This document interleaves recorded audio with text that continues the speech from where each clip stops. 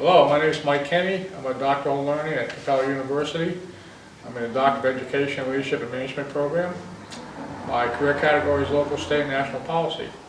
I'm here because it's part of the requirement for segment 3 of my capstone course to give some type of audiovisual video presentation or PowerPoint, something to that effect, about my background. So I'll talk about my academic background first. I'm a product of a parochial school background back in the late 50s and early 60s, and 8 years of Catholic schooling. I was a Roman Catholic at the time. I asked my 86-year-old mother the other day how her and my father, who worked in mills, could afford to send 4 kids to a parochial school. She said it was easy, Mike. It was free back then. If you belong to the church, you get a free education. My times have changed. After that, I went to a public high school. And first thing I found out, I was 2 years ahead of my peers that went to the public junior high school. You would consider that a blessing. In reality, it was a curse. I was bored to tears with high school. The material, the content was subpar in my opinion. I wanted to drop out. I wanted to go to a trade school in Fitchburg, Mass, learn the electrician trade. If that had probably happened, I'd probably be a lot better, have a quality of life, be a little more richer than I am as a college professor. And yes, I am a college professor. I'll talk about that later. In 1968, I graduated high school. And because of my subpar performance, I was 352nd out of a class of 365. I don't even know how I graduated, to tell you the truth. I think the real reason was it was the 100th anniversary of Garden High School in Massachusetts, and the mayor would have been embarrassed if anybody would have failed. So everybody miraculously passed, including the bottom 1%. What's ironic was in 1968, when I graduated, the fall we had the first draft, and that was the height of the Vietnam War. When I got my draft number, it happened to be 352 also. So I guess that was the blessing, to be honest. I started an associate's degree at the community college because it was right across the parking lot from the high school. I could walk to school. But I continued my subpar performance, and it was just party time for a lot of reasons. Long story short, it took me 7 years to finish an associate's degree in general studies. By that time, I was in the Navy. I enlisted. I was a computer tech. I was stationed in California on board ship. It took me another 7 years beyond that to finish my bachelor's degree, which I did in the Navy. So 14 years for a 4-year degree. That might be a little slow. You don't want to consider me a little slow learner, I think. 25 years later, I started my master's degree back in 2001. I enrolled at University of Phoenix, one of Capella's competition schools, and I received a master's degree in education with a concentration in adult education distance learning. That's when I fell in love with online learning, primarily asynchronous. But I was soon to find out that master's degree did not find me in gainful employment. At that time, I'd been teaching information technology at a variety of colleges. I taught at Boston University for 5 years, full-time. Those were the dot-com days when I made a lot of money, which I don't do now. But my graduate degree did not find me in gainful employment when I lost my job. So I went back to school, and I went to Capella, and I enrolled in the PhD program, Education and Instructional Design for Online Learning, the EIDL program. But I was halfway through before I sat for my doctoral comps. I became very concerned that there was no gainful employment for anybody with a doctorate degree in EIDL. So I did some quick research and confirmed that fact, unfortunately. So I downgraded and settled for another master's degree, MS in Education in EIDL. That did not get me a job. About a year and a half after that, I was pretty frustrated, and I said, what can I really do? What are my strong suits? And then I took a good look back at some heavy reflection, and my strong suit has always been writing. I'm a very creative individual. I can't stand the status quo. I believe in Collins' statement that good is the enemy of great. We have to be constantly transformational. So I took one last chance, and I enrolled at National University in a Master's of Fine Arts program in creative writing. Within a year and a half, I had my MFA, which was a terminal degree when my other masters were not.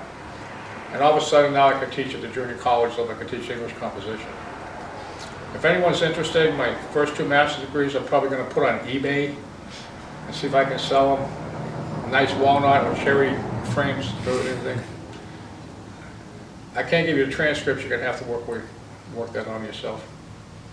But the MFA got me in a community college system. I now teach one of the 2 courses that puts fear and trepidation in the hearts of all incoming freshmen, and that's English composition. Unfortunately, I fail about 1/3 of my students, and basically because they're functional illiterates. A few years ago, I was teaching a remedial English class near Boston, and I failed half my class. And it really, really bothered me. In fact, I talked to the director of the school, and he said, Mike, don't worry about it, because he failed his class as well. I said, well, something's wrong here.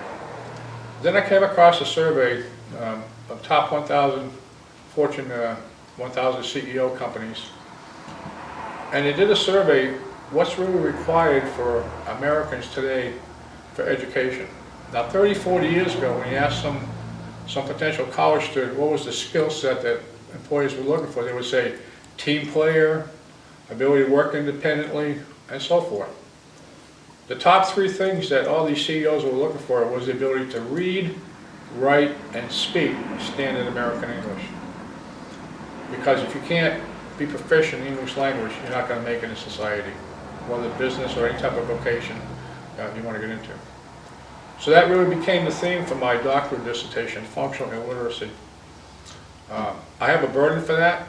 I have a relative that still can't read. He's in his 60s.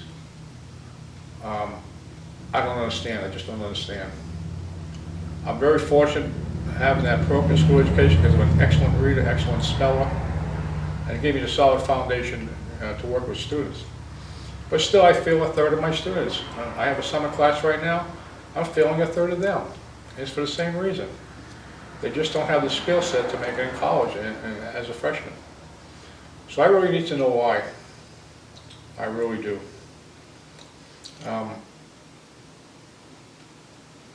Future goals after the doctorate, that really depends. I have a lot of things I like to get involved with. Politics, I'm very political. I ran for the New Hampshire State Senate last year. Came in 3rd place. I was in the running of 3. I learned a lot about politics, good, bad, and ugly. And I failed one of the classes at Capella because I was so involved with my campaign.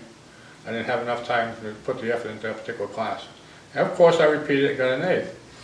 I did the same thing throughout high school. I was frustrating to all the teachers. I was the FA guy. I would fail a class, get an F, repeated an A. FA. They started calling me the ping pong boy. Every graduate degree I have, all 3 master's degrees, I have an F in each one. Maybe it keeps me humble. I don't know. But I do. I'll never get a 4.0. I'm not perfect. In fact, in the my e-portfolio in Artifact, you can see the rationale about my failure for that particular class and repeating it. I ran for the school board earlier this year. I came in 2nd place. There was only 2 of us.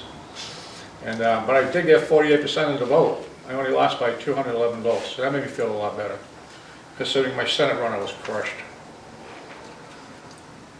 Where do I see myself a few years from now? Maybe in politics, diplomacy, international relations, involved with a church group of some sort. Right now I'm sitting in my church. It's the Cornerstone Baptist Church in Penodville. Pastor Prescott is sitting there. His son, Michael Prescott, is doing the taping here. Possibly education consultant. I would love to do online teaching for Capella. That is a shameless plug for work after I graduate Capella. Please don't send me to one of your competition schools like UOP or Walden. I would love to work for Capella University. I guess that's about all for now. I'm looking forward to the dissertation, finishing the capstone. Especially looking for the defense of the dissertation. I guess that's it. Thank you very much for your time and effort.